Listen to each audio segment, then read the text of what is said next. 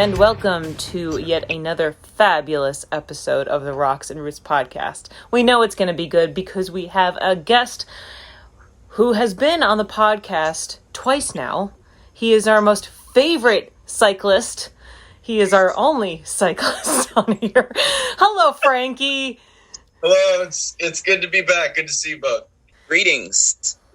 Frankie recently completed another long-distance trip across various parts of the United States, and we'll let him tell how many miles and how many days, but roughly departing Denver, Colorado, to Chicago with fellow cyclist Michael Glickman. But we'll let Frankie give the summation of days and miles, and then we will get into details. Like I was saying before we started recording, I had a blast stalking your Instagram and watching your videos and looking at some gorgeous photos to help come up with the outline. Well done, sir. All right. So very, very briefly. I'm sorry, Tumbles. You said you had an announcement about a thing. And I just started going into this thing. No, that's quite all right. Okay. So yeah, I was off to Trader Joe's like I usually do at lunchtime. We get an elongated lunch whenever we feel like it. But anyway, I was off to Trader Joe's and I found this snack called Fruze. And this would be good for Frankie. It would be good for anybody who does endurance sports.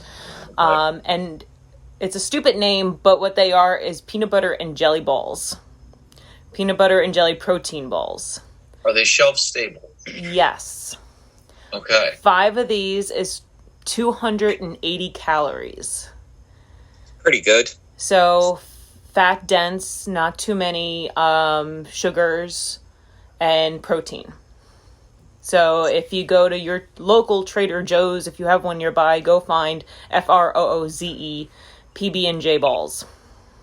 And they actually have peanut butter in them, unlike the Bobo bars thingies that I like, which only has the stupid jelly. I don't even know if I've ever had a Bobo bar. That's what it's called, right? Boo Boo Bobo. Something. What's the serving size? Do you know? Because 250 calories for 5 doesn't sound bad at all. No, that's the serving. It's 5 balls. The balls are like, I don't know, quarter size. Okay. Yeah, that actually sounds like a really good ratio. Lots of protein, but you're not getting tons of crap. Very cool. Yes. So along with our Kind bars, which I've been focusing on lately because you started eating them and I'm like, well, they're a bit healthier than all the other shit that we're eating. So yep. And they were recommended by our podcast foodie from way back. That's right. That's true. She came on, I forget her name, my bad, but she came on back in February of this year. So yes. Check her out. Anywho, let's get into Frankie's epic journey part 2 or part 4. Is this number 4? This is his third time with us. No, third time with us, but how many trips have you done? This is the 4th tour in 4 years. 4? Wow. 4 for 4. Fantastic. Yeah, I'm trying to keep that streak going at least until I get into nursing school. There you go. Can you give us a very brief summation of the previous 3, just to catch up any listeners who are not going to go back and listen to our wonderful previous 3 interviews. That's 2 interviews with you. Sure. So the first tour was summer of 2019. I rode from Minneapolis, Minnesota to Seattle, Washington with my cousin. The second tour was in the winter of 2020. I rode from Austin, Texas to San Diego, California. The third tour was from Pittsburgh, Pennsylvania down to Atlanta, Georgia. That was the summer of 2021. And then this tour was 1,100 miles all inside of the state of Colorado over 26 days. So with this trip being complete, I think I now have about 8,000 to 8,500 miles of touring on my bike, Vixen. Congratulations. That is absolutely fantastic. Well, thanks. So this latest trip was all in Colorado? Yes. Okay. All right, so it wasn't a cross-country trip. No, and unfortunately, it was kind of out of necessity. I wasn't planning on going on a tour this year. This actually all started with a phone call that I got from my mom in the middle of the night. My mom lives in the Midwest, and one night she woke me up with a phone call. I pick up the phone and I ask, "Hey, Mom, it's 10 o'clock at night here. Like, what's going on?" And I think my mom and my sister have their home on couchsurfing.com, and they had a guy who was staying with them that night who was currently on a bicycle tour. And so immediately I'm fully awake, and hey, put him on the phone. Put him on the phone. Yep. I know. And I can't remember his name, but he was a really, really nice guy. It was, I was very impressed that he had left Chicago very, very early in the year and was planning to ride down to the Southwest and then across the southern United States in the height of summer. I have no idea if he completed it. No bueno. But that was his plan, was to leave from Chicago in the winter, do Route 66, and then ride the Adventure Cycling Association Southern Tier. Anyway, I hung up the phone. I don't think I ever fell back asleep that night. I just sort of laid in bed and stared at the ceiling and thought to myself, oh man, it was so great to hear about this guy's adventure and what he's going to do. I have to do something this year. And I'm in school right now, but fortunately I found that I had a window, and that was from August 2nd to September 3rd. I had, from August 3rd to September 2nd, I had no obligations in New Jersey. And I talked to a friend of mine who is also in school, my buddy Mike, who, if anyone listened to the podcast last time, I think we discussed it. He broke his arm in the middle of our bike trip. That was how his trip ended. Okay, so this is the same guy. All right. I'm very glad that he got to... The redemption cycle. The redemption trip.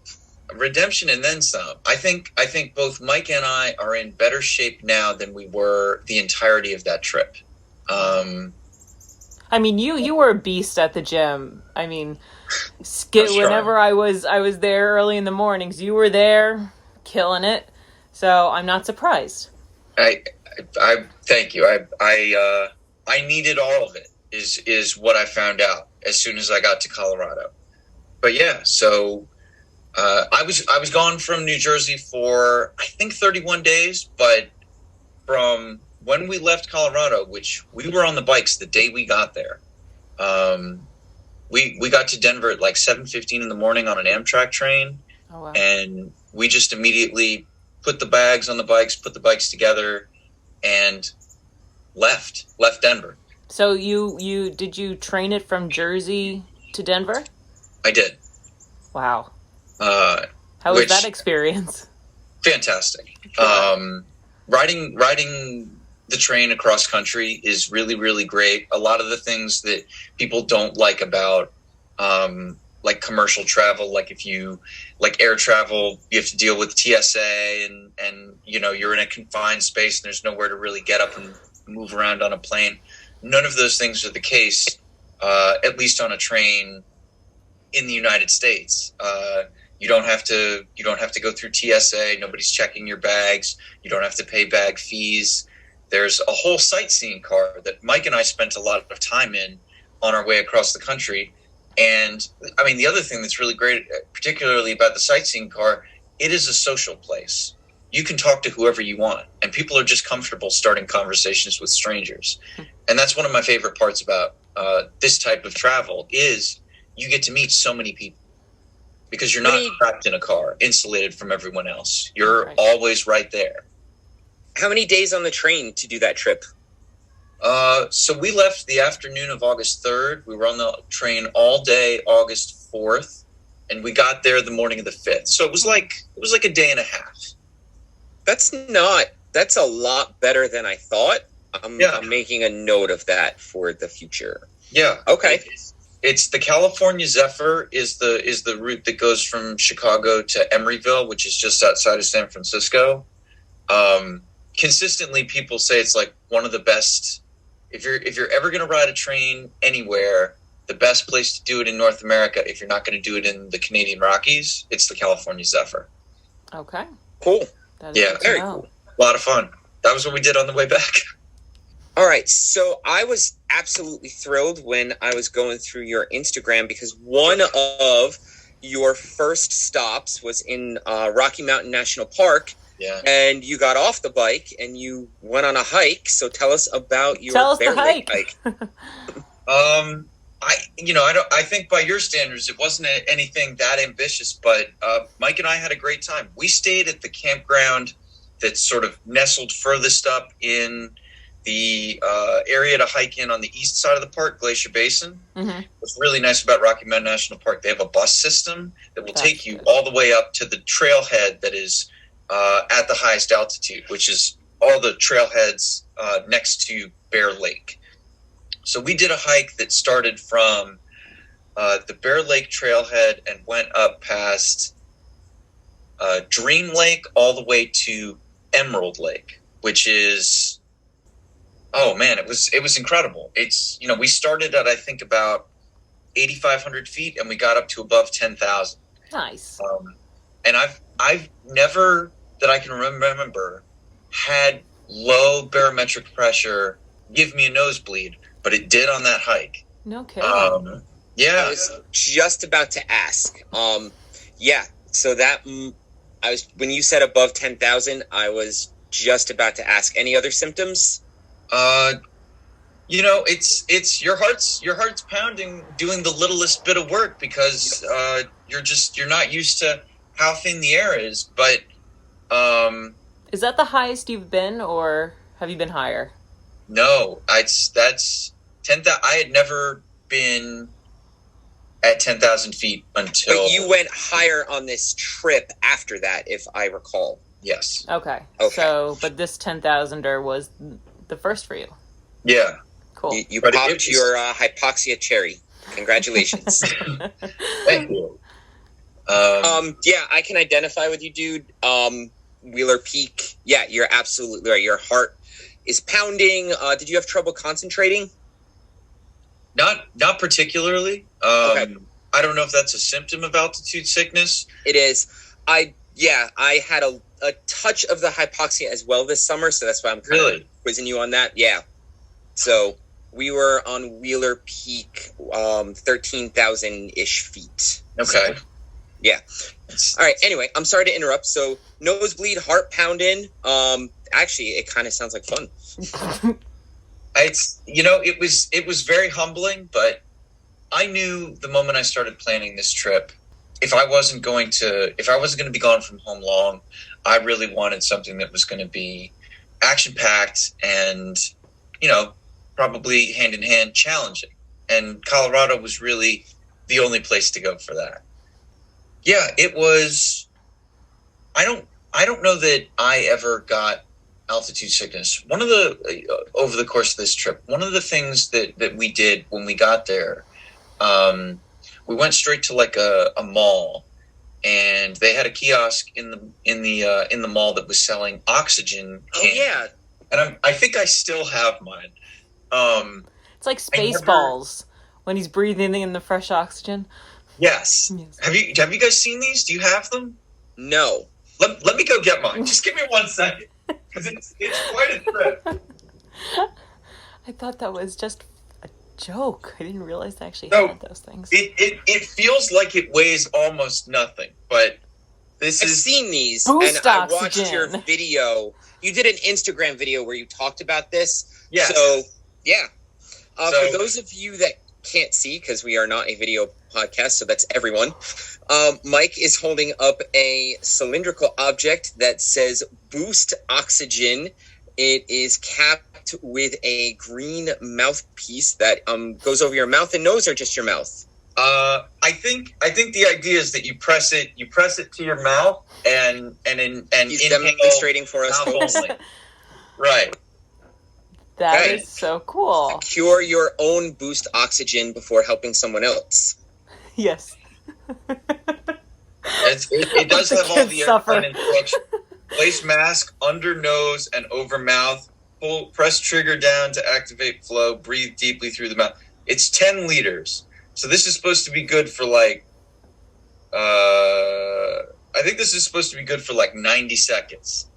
So the idea was if you start to get oxygen sickness, you have to have this in the handlebar bag. And like every 30 seconds, you're just taking drags of pure O2. I know So what I'm the getting kids- Frankie for Christmas. Right. Some boost.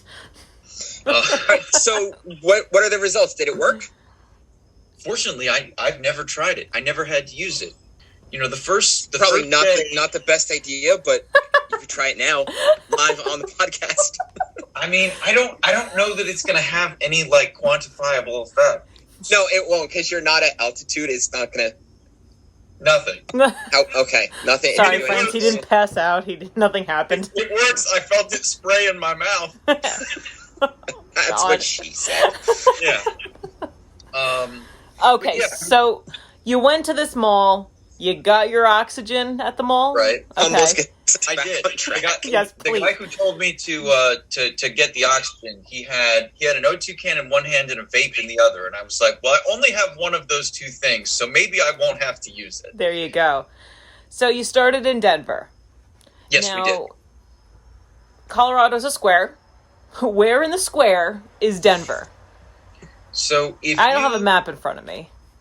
I don't think you need one. So if you, I don't think it's right down the middle of Colorado, but if you basically cut Colorado into quarters, so Mhm. there's a northeast, a southeast, a northwest, and a southwest corner. Right at the very center where they all meet Yes. is basically where Denver is. Okay. It's a city right in front of the Front Range, kind of equidistant between the northern and southern ends of the state. Gotcha. And your route, it was a long route. How did you go counterclockwise? Did you go north-south? How did your itinerary materialize? So the route's pretty convoluted, but I'll try to explain it about as simply as I can. So the first thing we wanted to do, we knew we wanted to visit Rocky Mountain National Park, and that was basically the northernmost place on our itinerary. Okay. As a result, because that's also very close to the Front Range, we Mhm. knew we had to visit that first. So we left Denver to the west, and as soon as we made it up into the mountains, past sort of the initial ridge line, we met up with a highway called the Peak to Peak Highway, which basically runs parallel to all of the major cities on the Front Range. So Boulder, Colorado Springs, Fort Collins, Denver. Further to the south, you've got Pueblo. Mhm. I don't know that highway runs that far, but basically we made it up into altitude. So we got up to 9,000 feet and then stayed there as we rode north to a town that is just outside of Rocky Mountain National Park. Estes Park is what it's called.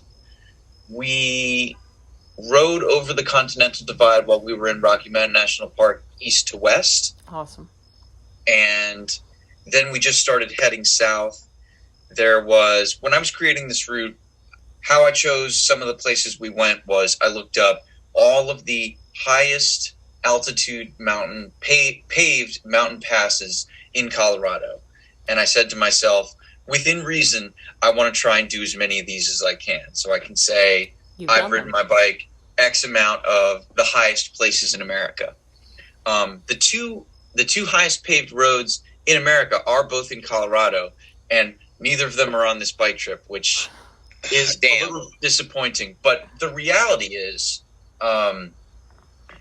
I would have made it. I think Mike and I would have made it to Pikes Peak or Mount Evans before we had acclimated enough to climb them. Mhm. And if we were going to get sick, if we were going to get pulmonary edema, it would have been climbing Evans after having only been in Colorado a day or two. Right. But so we end up heading back south to being just west of Denver, where there are a lot of very high mountain passes. We went through a bunch of them. Eventually, we made our way to the town of Leadville, which is the highest municipality in the country. That's 10,300 feet. They just had their ultra marathon there about a week ago, 2 weeks ago. Mike and I could not find a place to stay while we were there because the weekend, the day that we got to Leadville was the day before the Leadville 100 professional mountain bike race. No kidding. So after striking out, finding anywhere to sleep, Mike and I basically rode a bike path about a mile out of town. And as soon as I saw trees thick enough to camp behind, I said, cool, right there. And we stealth camped in Leadville. Yeah. You seem a lot more confident than you were when you first stealth camped or cowboy camped. Oh, it was, yeah. I think we got to talk on a previous time about my experience in South Dakota with my cousin. Yes. And I won't lie to you. I was definitely, stealth camping was not my first choice in Leadville. My friend, Mike, could not have been more excited about, oh man, this is like unauthorized camping. This is awesome. And everything was fine. Mm-hmm. One of the interesting things, I was most concerned probably for this trip more than any other about potentially interactions with wildlife. I did not see one bear this whole trip. Not one. You and Frankie. Story of my life. And what was interesting was I was always concerned about, is where we're going to stay have a bear box? Do they have a place for me to put my stuff? And the people in Colorado were like, oh, you don't need to do that. That's fine. Particularly they were like, if you're going to stealth camp, just sleep right next to your bike. It doesn't matter. Bears aren't going to show up and find you. And in this instance, they weren't wrong. One of the things that I learned this trip is that there are no grizzly bears in Colorado. There used to be, but not anymore. Why? Hunting or? Hunting, probably. That would be my guess. Yeah. I really couldn't answer that. Got I you just populated. know that if there was a population, they're not really around anymore. Mm. But you did see an elk, and I know we're skipping. Can you talk about the elk? My buddy Mike actually had the first really great close-up wildlife experience. The first night that we spent inside of Rocky Mountain National Park, he decided to go on a hike in the evening, and he made his way up to this place, Sprague Lake, which in the evenings is known to be like a watering hole for elk and elk and moose. And so he went up there just before dark, came back maybe an hour after dark, and had all of this fantastic footage of this enormous elk. And I saw a couple. We went up the next night to the same place, and I did get to see a buck elk. Not quite as close as he managed to get to it, but we did see a little bit of wildlife. Definitely saw some marmots. I saw some bighorn sheep on this trip, closer to the end, and I saw the elk. I did not see any mountain lions, which was great because that's a good thing. Yeah, I'm sure there's other wildlife that I saw that I just can't remember, but really, really incredible. And I just looked, and we were correct. It was hunting, unregulated hunting until the 1950s. Wow. So that's why there's no grizzlies in Colorado. Awesome. So I'm glad that you got to see a little bit, and we are also, we're looking for moose when we go up into New England and the Whites. We saw a dead one. Freshly dead. Freshly dead. But the live ones they're elusive fuckers. So I'm glad that you got to see an elk. That's awesome. Let's go back to, we were talking about towns with highest elevation, and you were the highest point on the planet that you had been. Yeah. What was it like trying to ride a fully loaded touring bike, 90 pounds, at 12,000 feet? It was at 12,000 feet. Where was this? First. So the highest place that I got on this whole trip was actually quite early on. It was riding over Trail Ridge Road through Rocky Mountain National Park. There are 3 points on this trip which we were supposed to get up to over 12,000 feet. There are quite a few more where we made it close to 12,000 feet, but not quite. But the highest of all of them was Trail Ridge Road. That was really like an intense day. I remember going to bed the night before being really, really nervous about potentially encountering altitude sickness, potentially encountering bad weather above timberline, which that would put us at a level of danger that was really beyond what I would want to be at, and nor would I would be comfortable putting a friend through, even a consenting friend who was like, "Yeah, let's go do this." I don't want friend. Me and my buddies like get that. straight for life. And I can remember, we made very, very good time, better time than I thought. And I remember getting to the sign at 2 miles in the sky, and dragging Vixen over to this sign. For those who don't know, Vixen's the name on my bike. So I could take a picture, and then shortly after that, there's a sign that says, like, if you don't be up here if the weather gets bad. That's I super love painful. those signs. And I know now, like, That's how you know the trail is good. So when did you get to this elevation? Like, what was it in the morning? No, Hopefully? it's when we finally made it to the top. It was oddly anticlimactic. There's no sign at the highest point in Trail Ridge Road. So I make it all the way up to above timberline. We're in the alpine tundra where there's nothing except like little shrubs and grass. There's a whole field filled with elk, which is really cool. They were far away, but there were tons of them. And finally, I'm coming over a little crest, and this guy driving by me stops his car and he says, "Hey man, I don't know if you know this, but that's like the highest point on Trail Ridge Road, right there." Thank you, sir. I immediately stopped the bike and I ripped my helmet off, and I'm like looking at my GoPro like, I fucking did it! I was so excited.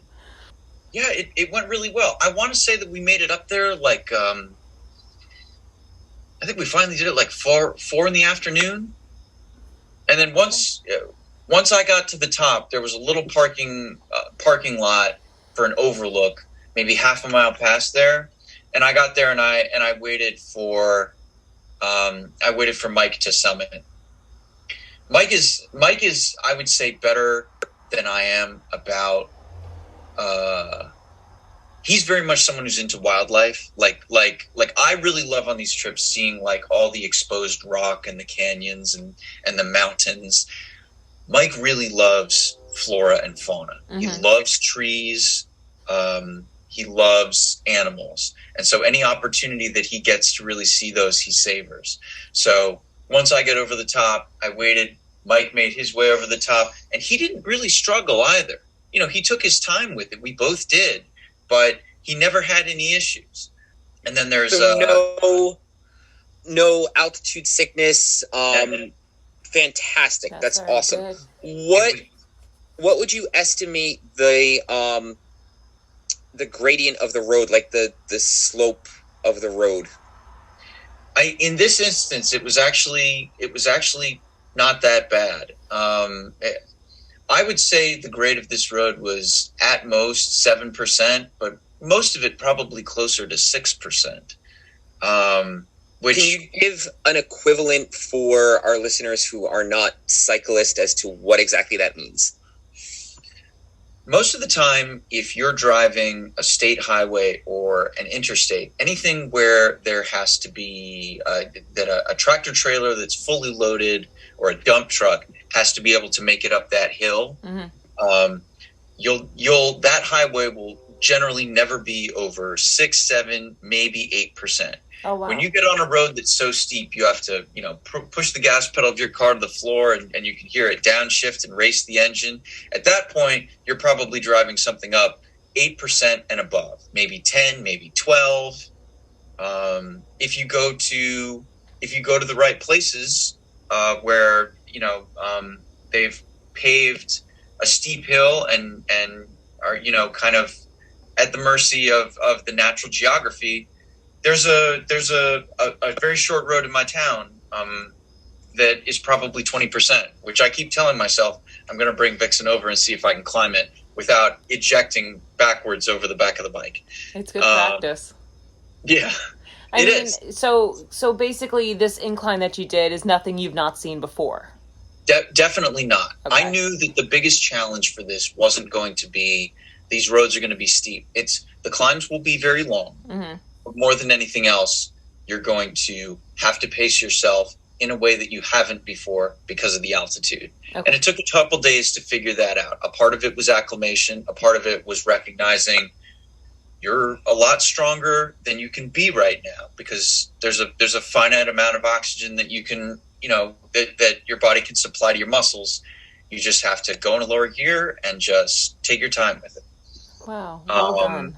I mean, this trip sounds a lot different than your other trips. Number one, because you are in the same state the whole time, but number two, you're dealing with a lot more parks, a lot more parkland, a lot more, I'm sure, different geography as you go through the state. What would you say was your favorite park that you went through? Of the national parks? Yeah. Okay, so Mike and I went through 3 national parks, and I saw, we were separate for a little while. I saw one national monument, he didn't. And then the last thing that we did on the trip was went through a national monument right outside of Grand Junction, Colorado, Colorado National Monument, which I'm surprised is not a national park. It's not very big, but it is gorgeous. I would say of all the places that we visited that are maintained by the Park Service, it is a very, very close tie between Black Canyon National Park, which is between Gunnison and Montrose, Colorado, and Colorado National Monument. Cool. They're very, very different. Mm-hmm. Colorado National Monument is a lot of that sandstone with iron oxide. It's the Red Rock Desert, which that's always kind of been my dream is to ride my bike through the Red Rock Desert, not just in America, but literally everywhere that it occurs. And Black Canyon and the Gunnison, the geology is a little bit different, but it's incredible. Mike and I did a hike at Black Canyon National Park. We had to get a wilderness permit to get it. It turns out that there are 3 routes that you can hike to get down from the cliff edge all the way to the river in the canyon below. Mm-hmm. And it's an 1,800 foot drop. Wow. And we did, of the 3 routes, what is supposed to be the easiest, and it was 1,800 feet down in a mile and a half. And I had never done anything like that. At one point, we're standing on a very, very steep flow of scree is the word. Is that right? Yes, yes, sir. Just a pile of loose rocks. And I'm wearing my cycling gloves, and I'm holding on to an 80-foot chain and very slowly, not quite rappelling myself. I don't have to hold up my whole body weight, but very, very slowly lowering myself down this flow of scree that, had I not had the chain, probably would have been a slide the whole way. What was the exposure like? Were there trees around, or was it completely exposed? There were trees most of the way down. They weren't always quite on top of us. This particular route, they told us we can't call it a trail because there's no cairns and it's not marked. This route down Um, you follow basically the same rock flow for quite a bit of it. So there was a lot of time that you did not have trees over you. However, because you're in a canyon, you also don't have the sun on top of you either. That sounds amazing. Mm-hmm. Yeah, it was really cool. Apparently, Mike was better about reading all of the promotional material for places we visited. He would get the park map with like everything that talked about the wildlife, and I would get it to look at a map because sometimes it's just like, show me where I need to go. Exactly. And I think Mike had read that the reason they call it the Black Canyon is because at the bottom there's certain sections that only get like 10 minutes of sunlight a day. Oh, wow. Yeah. That sounds absolutely incredible. Was it cooler as you went down, or did you get warmer? It was warmer. Yeah. It was way warmer. See, Tumbos, that's what smart people do in August and not go into the Grand Canyon. Yeah, friends, Yeah. don't go in canyons out west in the summer. It's not a fun time. Our canyon experience was just the opposite, Frankie. Explain. Grand Canyon, North Rim, North Kaibab Trail, going down, not as steep as that, but mid-August. It was, when I was climbing out, it had to be close to 100 degrees, and I don't know what it was in the canyon, but it was the hardest thing I have ever done. Yeah, I went down 3, I came back up. I let him go, died somewhere. I mean, I'm sure it feels like a hell of an accomplishment. It does, but yours sounds much more enjoyable. I would say it was. I started down with some people that I met the day before at Nice. 7 a.m, and I was wearing my down puffer and like a beanie.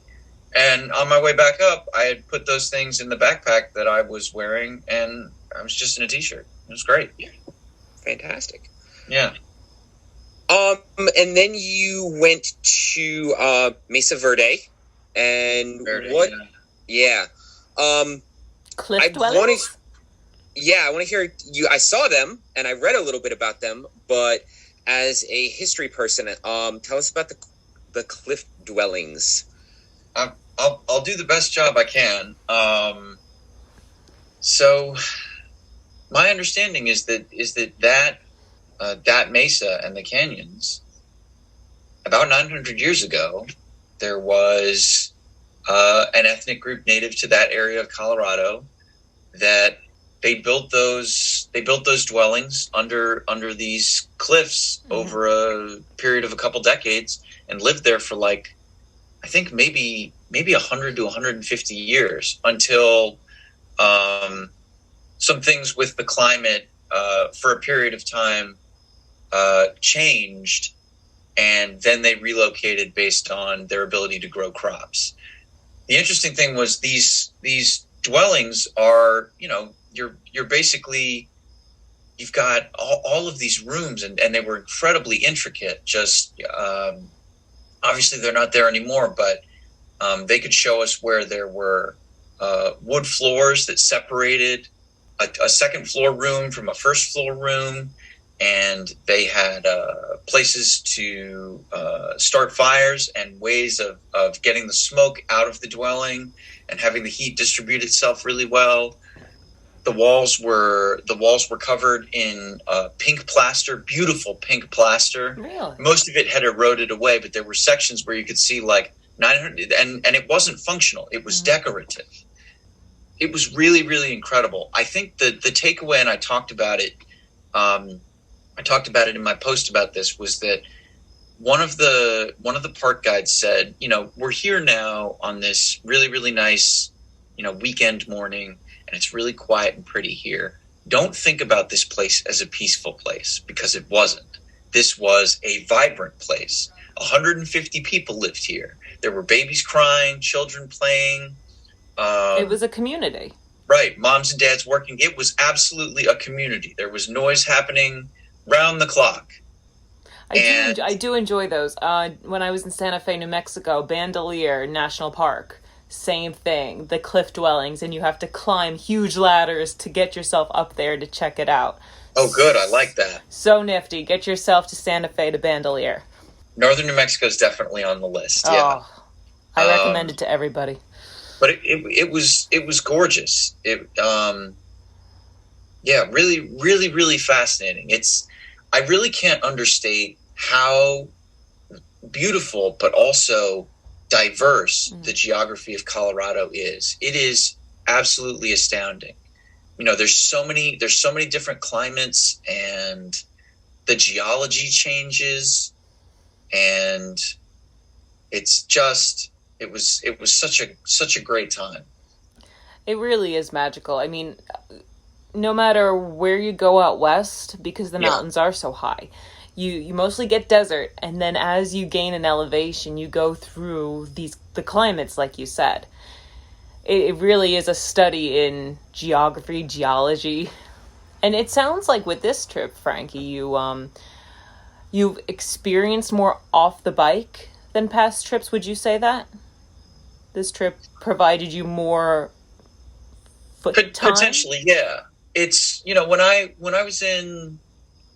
was on tour last summer, I really only ever did 2 hikes. Mm-hmm. I knew I wanted to do a hike in Great Smoky Mountains National Park, which was a great time. And then I did a hike with Mike on a rest day in Shenandoah the day before he broke his arm. And on this trip, we made a point to have rest days in Rocky Mountain, to have a rest day to go and see the dwellings. I rode my bike through the park. That was how I navigated from cliff dwelling to cliff dwelling. Mm-hmm. But obviously, that's pretty cool. You're not bringing the bike down to see the I can't remember the word for them. And then we actually ended up, because we altered our route a little bit, we ended up getting to Black Canyon a day early, and that was how we got the opportunity to get wilderness permits and go do this hike down into the canyon. Okay. It was incredible. But yeah, I would say we definitely spent more time, or I spent more time off the bike on this trip than I had previously. But it was really all time well spent. We also did a rest day at a hot spring, which was really, really cool. Were you allowed to go in the hot spring? Oh, yes. Oh, that's awesome. Okay. Yeah. Yeah. Where was it? Because all I can think of is the one I went to in California. How hot was it? So this was a developed hot spring. Oh, okay. It was natural, but they had taken it and diverted the water into multiple pools. So they had ones that were really hot, some of them that were, lukewarm, and then some of them that were Orvis hot springs. Orvis? Okay. Yes. ORVIS. Someone had told me, I knew that Colorado was a place that had quite a few hot springs, and that we had more than one option on our route. And the first night that we stayed in Colorado, we stayed with a lifelong native who is also a big cyclist, big adventurer, Dave. And Dave told us, if you want to go in hot springs, you got to go in Orvis. And that was what we ended up doing. We spent a whole rest day there. It was great. And then was that towards the end of your trip? Yeah, that was in the last 10 days. Oh, wow. Okay. What impact? Well, first of all, how did you guys do with muscle fatigue, and what impact did the trip and the miles have on your body? And then did the hot springs, if there was any issues, did the hot springs help? How did you guys feel after that? I don't know what question. I don't know what order you want me to answer those questions in. Any order you like, sir. Well, we could start with one wild figure in particular. If I've got the math right, I think I lost 7 pounds in 3.5 weeks, which was astounding to me. I did not get on a scale until I came home from Colorado. And then when I saw that, I was like, really? That's what it took? I had to go do 1,100 miles on my bike? So for your next, there are hikers that do data. Like, they'll go to a university and they'll get a full medical write-up, and then they'll do a long trail. Like the PCT, and then they'll do a medical examination after. That's what you got to do for your next one. That would be pretty cool. Yeah. Anyway, continue. So, all right, the toll on the body. It was challenging. You know, one of the things that I end up doing that I plan on doing and do on all of these trips is once I'm awake on the trip, round the clock, I'm taking caffeine pills and Aleve. I take it I would wake up and take them every morning. And Mike did as well. You know, some days were harder than others. Some days you'd wake up really sore. Some days it wouldn't be so bad. But it certainly was very, very challenging. At one point, I was concerned that I was going to start having issues with my IT bands. That was something that happened I had really, really intense IT band pain on my very first bike trip. And at one point, it was so bad I thought I was going to have to stop and go home. And then kind of miraculously, it went away. And there were some days that I started to feel like my legs started to feel like how they did before that strain really showed up. Mm-hmm. But fortunately, it never did. And a part of it probably was recognizing you got to go lower gear. You got to take it easy. Right. But yeah, we were sore all the time. So the hot springs did help. Oh, it was so good. The best that I felt on the trip, by far, I would say, was we got to the hot springs in an afternoon, and then we spent that afternoon and evening just hanging out in the hot springs. Woke up the next morning. I got in the hot springs before dawn. That was so cool. And spent most of the day there. And then, yeah, that afternoon was like the best that I had felt the entire trip. I had a very, very difficult few days before I got to Orvis. All of my own making, just to be clear. And nothing I regret doing. Just some really, really challenging climbs and very, very long days. But yeah, if you're on a bike trip and having a hard time, or hiking, can't recommend enough. Spend a nice day in the hot springs. You'll be right as rain afterwards. Same thing with hikers and runners and everything in between. Sounds incredible. Yeah. We happen to know a trail that has hot springs on it, so. We do? Is it in Arkansas? No, the Appalachian Trail has hot springs on it. Okay. Oh, yeah, that's right. There's a whole town. There's a whole town. So, Frank, is there a map somewhere where you marked out your route? I did. Oh, sweet. If anyone's interested, and I don't know how you want to do it, but I have a route that I created through a website with a companion app called Ride with GPS. Okay. It's what I use to plan all of my bike routes, both long tours and just daily routes. Gotcha. Okay. Where I want to maybe explore a new part of my neighborhood, and it's really great. If you pay for their subscription, it gives you the ability to edit maps in real detail and annotate them with like points of interest and things like that. And every single one of my maps is heavily annotated with places that you can camp, places that I can buy groceries, bicycle shops. Mm-hmm. All right. The elevations of, the summits and elevations of the highest mountain passes. There's a lot of detail on this map, and anyone who's interested in riding their bike in Colorado, if you want to plan a trip, yeah, I would say I would be more than happy to share the map. I'll give you guys the URL so that if people want to take a look at it. Yeah, we want to get a screen cap for the Insta so we can show everyone. Yeah, it's a very hard route to explain because at certain points you're going in every direction. For sure. We go north for a while, we go west for a while, east, south. It all has to do with what the landscape allows us to do, what allows the road to do that we follow. Well, we would love to have you on for a part 2 because there are some questions that I'm kind of curious about that we are pretty much out of time for right now. If you would like to come back on, that's absolutely. Oh, okay. This is the shortest trip I've ever gone on, but there is a lot that happens in a very short period of time. I was gonna say it seems like it's the shortest, but it seems like you did a lot more and a lot more variety, like riding up the East Coast and riding through Shenandoah. May have been a longer trip, but Skyline Drive is Skyline Drive for 135 miles. It's Here you're getting all of these national parks and variety and cities, and you're off the bike hiking. So it seems like this was more eventful, despite the 1,100 miles is not short, but despite the shorter mileage. No, you're absolutely right. There was, I don't know if the numbers add up, but it felt like while I was in Colorado, I dealt with more bad weather than I did while I was riding the Blue Ridge Parkway last year. I think I got very lucky with how many dry days I got last year. Huh. And in this instance, what I learned about Colorado, and we can talk more about this another time, basically every morning you wake up under a clear blue sky. And then by 1 o'clock in the afternoon, you find out whether you're going to have a nice sunny day the rest of the day, or you're going to be pulverized by thunderstorms. Yep.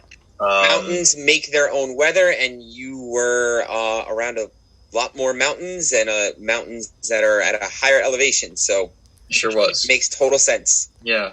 So, but, Frank, could you give us your Instagram, and we will continue this conversation maybe next week. Okay. Yeah. So my Instagram, and this is how I've documented all my adventures, is Wilde Across America. So that's WILDE across America. All right. Yes, and he has tons of stuff on there. You could spend hours looking at his stuff for sure. Yeah. And he documented a lot on Story as well. Did you save all of your stories? I try. I don't know that I've saved this batch of stories yet. Generally, at the end of a trip, I go on Instagram's website and I on a desktop computer, and then I download a hard copy of all of those videos. Okay. And there's still so many days that just because of the pace that Mike and I had to ride at certain points, and it's okay. It just meant it was hard to document, that I haven't been able to post about. So if anyone goes and starts following Wilde Across America, you'll get to hear stories that no one's heard yet about Colorado. There you go, friends. What a tease. Love it. Yeah, you have to go on to the Instagram now and follow Frankie and Wilde Across America. Oh, I'd be so flattered. So stay tuned for part 2 of this trip. Yes, and I'm looking forward to hearing more. And friends, as usual, for us, for your lowly hiking and adventuring podcasters, find us also on the gram. Frankie's are much nicer pictures. He's done a shit ton more in a longer span of time per. I don't know if that's true, but it is. It is. You spend months on a trail. You have a lot to document. So anyway, find us on the gram, rocks_and_roots_pod. Crank is doing the TikTok thing, same name. We do have this buy us a coffee thing that we did post on our Instagram last week. Instead of paying for Patreon, you can just spend $3 and buy us a coffee. We love coffee. We have too much coffee. Lately, it's been 3 cups a day. So, for me at least. Anyway, without further ado, that's it. Thank you, Frank. Thank you so much, Frankie. Cranky, always good. Always good to see you. And that is it. Ciao.